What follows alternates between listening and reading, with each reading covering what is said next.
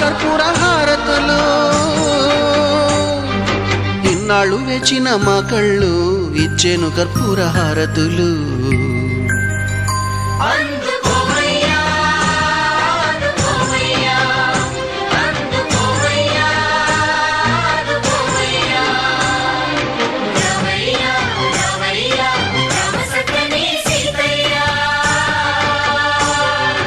రావయ్యా రావయ్యా